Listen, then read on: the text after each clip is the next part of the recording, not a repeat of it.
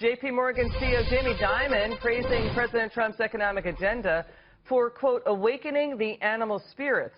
He's calling President Trump's agenda, quote, good for growth, good for jobs, and good for Americans.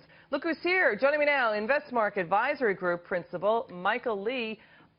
First, your reaction to those sound bites. I could hear you visibly cringing. I could feel you visibly cringing listening to what President Obama was saying, Elizabeth Warren. Yeah, they get fired up on the campaign trail, and whenever you make a bold statement like that and things go the other way, it's on film. So, look, you know, perception is reality, right? And when you look at places like Argentina, when their government turned over, look what's happened to the capital flowing in their economy. Right? What has really happened since Trump has become president? All we've gotten is a better environment and the perception of a better environment. There's been no meaningful legislation that's been passed. I think it's likely that we get some sort of tax reform. Yeah, if Congress doesn't act and doesn't pass, do you think trillions of dollars in equity value are at stake? No. I can't see that happen. Do you think the market will go down? Look, if nothing gets done for the next 2 years and they get voted out similar to, you know, 2008 to 2010, sure. But the chance of that happening are just so small. Why? Because everything they're talking about just makes sense for everybody. You first start with infrastructure. You know, the Democrats want infrastructure, and there's probably some conservative Republicans that don't.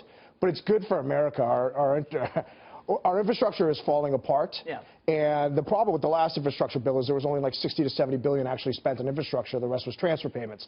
So now if you're actually going to spend this trillion on infrastructure, you will, you figure $100 billion a year with the 1.5 multiplier. That's going to give you almost a full point to GDP. You talk about onshoring the offshore cash, right? There's $2 trillion. If you get 5% invested a year, you get another point in GDP with the same Yeah, I hear what math. you're saying. This $3 trillion run up in the market and, you know, the solid jobs number coming in.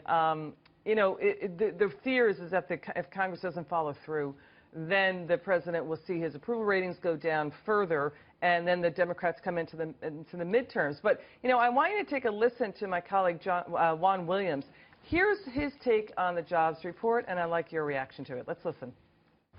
Clearly, the elements of this rally are based on what President Obama did. What you describe as an immediate response to Donald Trump could have been a response if Hillary Clinton had been elected. Oh, I don't think so. Oh, I think so. In fact, I have heard from people on Wall Street that what you had was people holding their fire.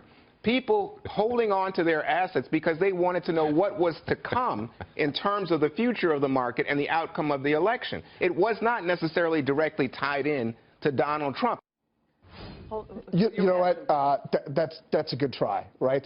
No one expected Donald Trump to become president, right? And the markets don't go up 10% in a couple of months based on nothing, right? No real economic news other than the unexpected. So this clearly would not have happened had Hillary won, right? Small business confidence, consumer confidence at 15-year highs, thereabouts. Would that have happened if Hillary won? Look, I think Hillary would have been better than Obama, but this is one of the greatest things that's happened economically to our country because you have essentially an unaffiliated candidate that is business first.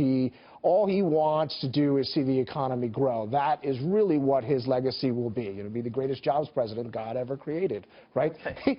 So all these, there's so much low-hanging fruit that he can fix, right? Such like corporate tax reform, right? We have the highest corporate tax rates in the G20 in the world, right? So both Obama wanted to do it and the Republicans wanted to do it, but because of dysfunction, it never happened. So something that could have happened in a previous administration is going to happen now. Then you think about the regulatory rollbacks, and then I think the one thing that no one's really talking about is the Fed. So the Federal Reserve is, since a financial crisis, they've been sitting in, and the regulation that they brought and looking over the shoulder of guys like Jamie Dimon has slowed the velocity of money down to a screeching halt.